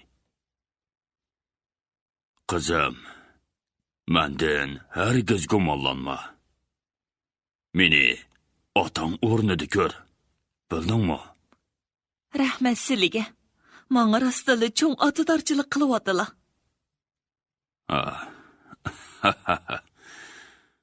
Aras, sen sizlarning ichinglardagi qo'shqor degan odamni bilamsan? Ha, bilaman. Hayron qoldi Qunduz. U sizlarga Namanganda bir tog'am bor deb aytmaganmidi? Aytgan. Eti Erkashbek degan. Qo'shqorning oshu tog'isi Erkashbek, men bo'laman. Qunduzda darhol xushalliq bir hissiyat paydo bo'ldi. Gapku joyidan chiqyotdi. Biroq Erkashbek bo'lib olgan boshqa biror bek bo'lib yurmasin yana. Lekin bu odamning muomalasi undoqqa o'xshamaydi. Qizim Qunduz, dedi Erkashbek quchqini ichib. Qo'shqordan xabar oldim. Qo'rqma. Qunduz Erkashbekning quchqiga o'zini tashladi. Endi uningdan gumon qiladigan yeri qolmagan edi. Shuningdan boshlab ular sirdishadigan bo'ldi. Shundoq qilib, ular rostilla ota boladek inoq bo'lishib ketdi. Erkashbek bora-bora Qunduzning idrokini va qahramonligini tushunib, uni Qoraxoniylar davlatining bir arbobi qatorida hurmatladi. Uningdan jiq yaxshi narsalarni o'rganib oldi. Bir sho'x ohangdagi naqsha Qunduzning xiyolini buzdi. Uy tarafdan qo'lida dutor, ishkital uzun chechi orqasiga tashlangan atlas ko'nglak, chiman do'pi kiygan Rayhon sho'x naqshi aytib keladi. Qayan ketding bilmayman, aman yar. Ayrilg'anға o'lmayman, aman yar. Aydingdiki o'yinni, aman yar. Untidingmi bilmayman, aman yar. Bag'ring shuncha qattiqmi, aman yar. Aydin xijil bo'lmamsan, aman yar. Ach singil bir bo'pti, quloqlari ding bo'pti. Qaranglar sizlarni, o'zinglarchi meni tashlab qo'yib mungdash qilib turibsizlar-da. Men sizlarga aytib qo'yay, sizlar mendan qochib qutula olmaysizlar. Bo'taloq bo'g'irdan ayrilib qolgan ish nada ekan? Qandoq dedim bo'g'ra qiz? Rayhon so'ziga kelib karvatga o'ltirdi va Qunduzning g'amkin chiroyiga qarab dedi. Voy, qapoqlardan qor yig'ibdi-ku kishilarning. Qani yig'lab beqingchi, men ko'rib baqay. U qo'llarini beliga tirab, ularga tikilib oldiga engishdi. Ochi bilan bo'g'ra qiz uningga zo'qlanib kulishdi. Uning yarışımlıq qiliqlariga zo'qlandi. Rayhon kelishgan go'zal cho'kan edi. Basti qunduzga tang keladi. Kiyimlarimi o'xshash edi. Farqi qunduzning ko'zlari tum qora, o'ychan edi. Rayhonning qo'y ko'zlari o'ynab turadi. Qunduzning chiroyi qaramtul. Qoshlari qo'shuma, qop-qora edi. Rayhonning ko'zi o'y ko'z. Chiroyi op-oq, qoshlari sakrab turadi. O'zlarini qandoqmi tashlab ketalaymiz, go'zal cho'kan. Rayhon gul bo'lmasa, gulzorlikning husni bo'lmaydi-da. Dedi ocha. Rastili po'tilaqsiz Rayhon. Shoh o'ynaqlaringiz kishini shayda qiladi. Dedi qunduz shoh kulib. Voyjon, bo'ldila, yomon ko'tirib meni. Ma'qul, Rayhon gulmi bo'lay, po'tilaqmi bo'lay? O'ynab kulayli, ma'qulmi adash? Rayhon dutorni qunduzning qo'liga berdi. Hiliqi kishining yurkini ezadigan naqshlaringizdan bo'lsin. Lekin yig'lamaysizmi, sizga aytib qo'yay. Dedi u chaqchaq qilib. Qunduz dutorni sozladi. Ocha Rayhonga chaqchaq qildi. O'ynab kulayli deysiz-u, ya'ni yurakni ezadigan naqshidan bo'lsin deysiz. Bu qandoq bo'g'ini Rayhongul? Shundoq acha, xushallik bilan xafalik bir-biridan ayrilolmaydi ekan. Yurak u bir parcha go'sht bo'lsa-mu, uningda xafalikni tepib, xushallikni qarshi oladigan sezgi bo'ladi ekan. Ishga boshni bir qozonga sig'dirish tez ekan. Shundoq emasmi, pug'roq qiz? Dard alamlar keladi o'g'il balaning boshiga, chidig'ili bo'lmaydi, ko'zdan oqqan yoshiga deydi ekan-ku. Pishingni yeydigan o'g'illarning gapini qarang. Qiz balaning boshiga dard kelsa mayli ekan-da. Asli bag'ri qattiq shu erlar emasmi? Qo'limdan kelsa, dunyodagi erlarning hammasini bo'g'ib tashlasam deyman. Hammani demang, podshohlar bog'u. Chaqchaq qildi ocha. Avval shu muthamlarni bo'g'atdim. Suygan g'ulamingizni ayirib qo'yarsiz, eringiz emasmi? Ikkinchisiga shuni bo'g'amandanga. Erlarning hammasi o'xshash. Oldingizda voy aylanay, cho'gilay ko'zlaringizdan deydi. Lekin orqangizda bo'ldila. Undaq gapni qilmaydi. Qani adash bir g'azal ayting-a. Qunduz dutorni sozlag'ach Rayhonning so'zlariga kulimsirab qo'yib, boshqacha ifoda bildirmadi. U dutorni bir padiga chalgandan keyin yiroqlarga ko'z tikib g'azalini boshladi. Yar sendin ayrilib qoldim nechun hayronaman. Ayrilib sendin judolik yo'lida vayronaman. Talmurib gul xunchilarga kutiman tong otqucha. Tong saharda sayrag'an bulbul kabi bidoraman. Shamning nurida ko'rdim nur jamoling aksini. Kuysam arman yo'q, piroqing o'tida parvonaman. Sig'inib eysam g'azal, sarang degay balki meni. Oshiqi hijrida sarson, ma'shuqi divonaman. Ayrilishning dardini ayrilmagan bilmas biroq. Yoqi yurtda binova, ko'ngli sunuq begonaman. Qilma g'am yo do'st uzalmas, rishtimizni shumra qib. Oqibat diydor ko'rishmak yo'lida mardonaman. Qunduz g'azalining oxirini piyg'onliq ovoz bilan tushirdi. Ochi bilan Rayhon Qunduzning ham mungluq, ham mardona g'azalini cho'nqur ta'sirot ichida angladi. Qunduzning mangzidan domlab tushgan yosh tomchilari ularning ko'nglini eritdi. Ularmi ko'z yoshlarini surtib, gap qilishmay jim o'ltirib qilishdi. Rayhon jimjitlikni bosdi. Ko'nglingizni yerim qilmang do'stim. Yar bilan, yaranlar bilan ko'rishsiz. Kulimsirab chaqchaq qildi u. Erkiningizni ko'rganda akilarsiz texi. Ular kulishdi. Sizning shu xuluqingiz kishining ko'ngliga rastilla obdan aram beradi. Dedi Qunduz kulib. Oningdami shoxlari bor texi. Men sizga bir g'azal aytib beraymi? Aykilinga dutarni. U dutorni ilib sozladi. Bu kona g'azal kishiga yoshlik chog'larini eslatadi. U dutorni soz qilib g'azalini boshladi. Uning chiroyi kulimsirab, ko'zlari o'ynab turardi. Bezinibsan bak go'zal, hurlar kabi jonani qiz. Gul gulistonlar ara, gul tojisi rayhoni qiz.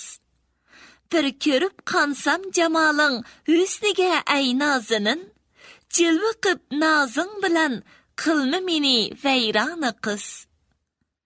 Bir beqib qo'ysangchu yaringning parishon holiga, rahim qil og'ritma jonni, ay pari dildori qiz. Bir ijozat ko'zlaringga boqqili bir lahziga, qil ata dardiga darmon, ko'zlari xumari qiz.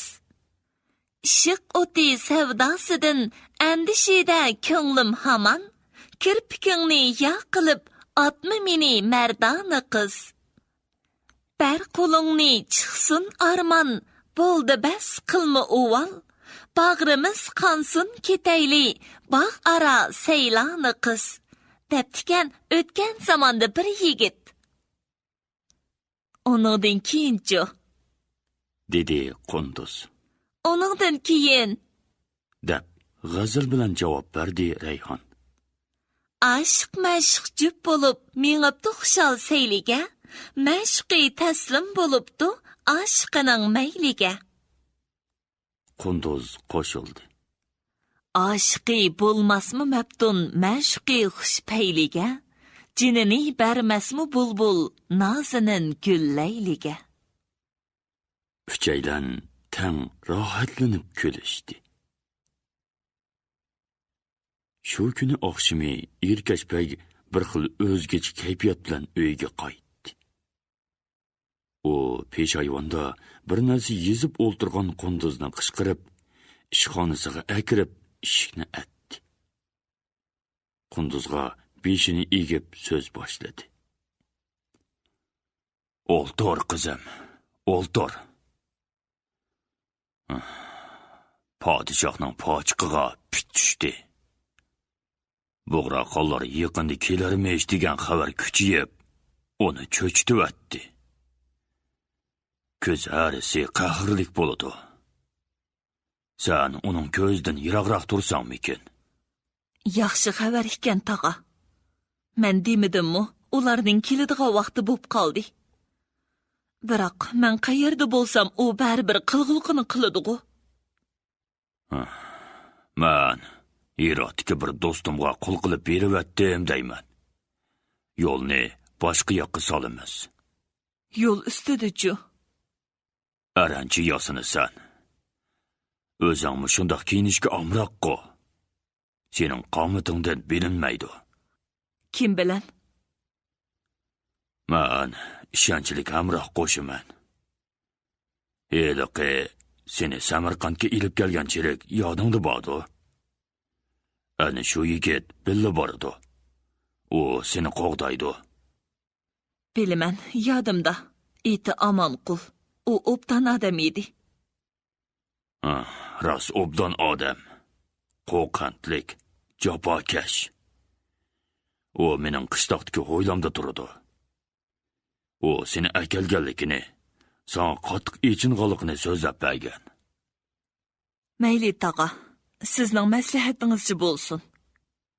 Ammo bizninkilar kelganda men bu yerga darhol qaytishim kerak. Uningdan g'am yema. Ular maslahatni bekitdi. 3 kundan keyin kechasi yo'lga chiqishga tayyorlik qilmoqchi bo'ldi. 3 kundan keyin kechasi Rayhon bilan Ocha orqa darvoza ichida safarga hozirlangan 2 kishini uzatmoqda. Rayhon esa deb yig'laydi. Qovul chiroyli yigitni qonmay quchoqlab so'yatdi. Ocha Rayhonni ojirdi bilib. Xudoyimga omonat bolalarim, dedi va yeshini surtdi.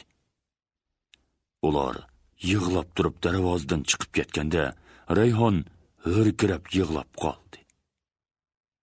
Ocha darvozani yopdi.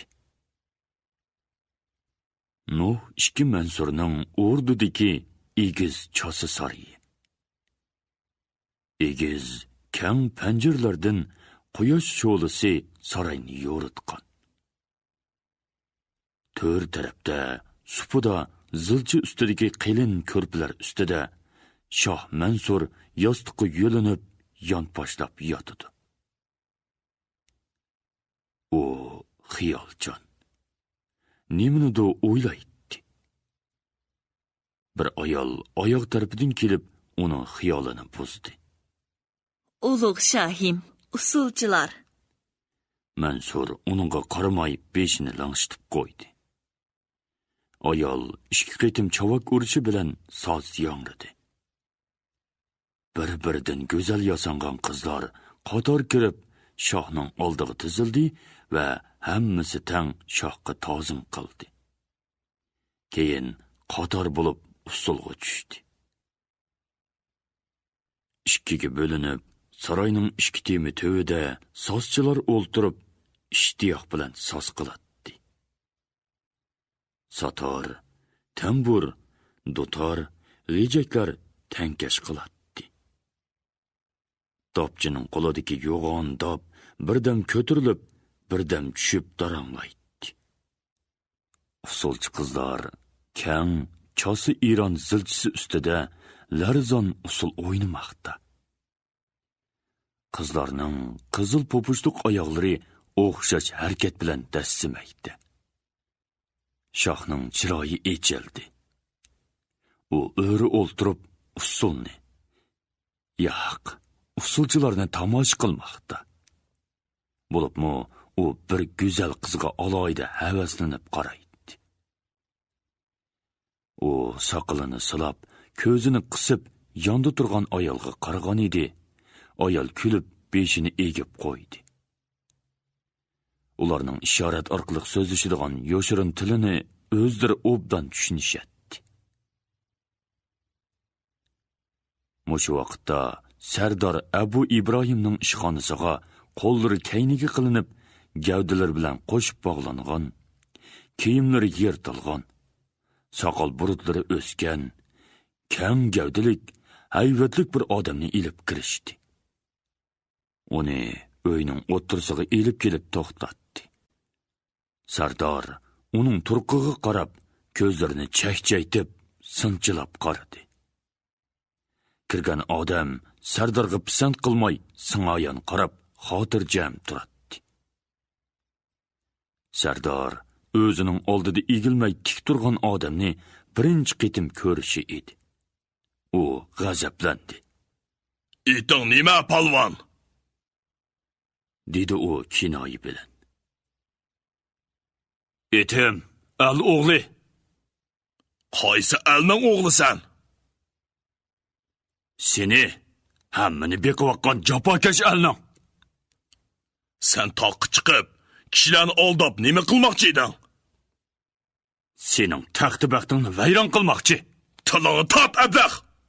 Sen hozir qayerda turayotganingni bilamsan?" "Qonxo'r Ibrohim oldida turaman." "Ab chiqib kaltaklanglar!" Vorqirdi Sardor va o'rnidan turib, g'azabini bosolmay cho'giligida turdi.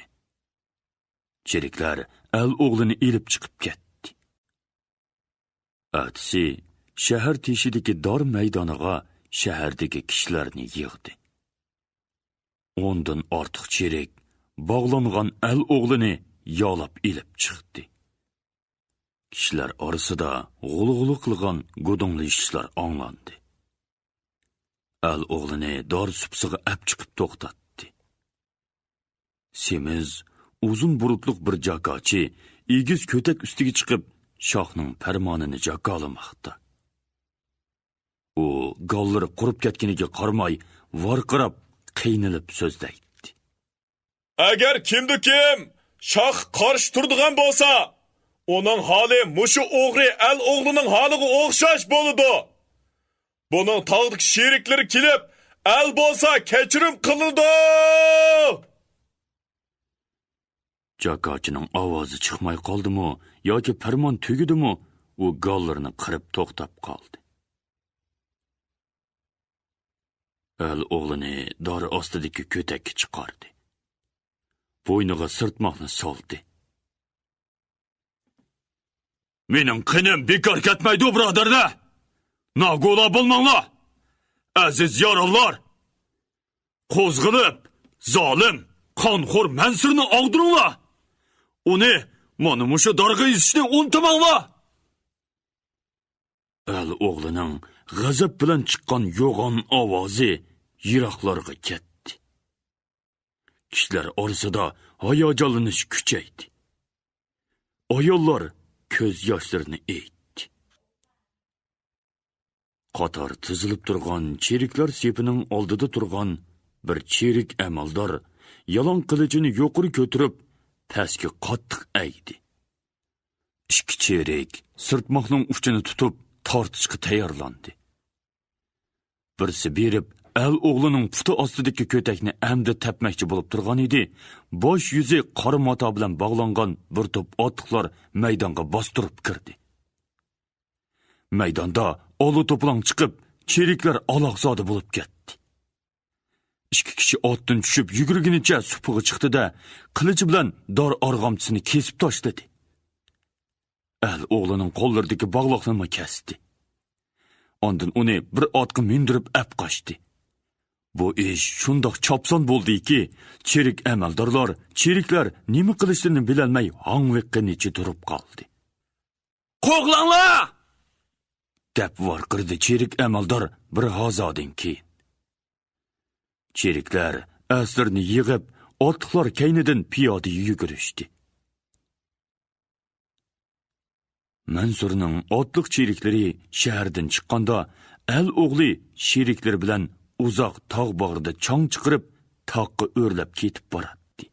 Ketib boradi. Ketib boradi. Ketib boradi. Ketib boradi. Ketib boradi. Ketib boradi. Ketib boradi. Ketib boradi. Ketib boradi. Ketib boradi.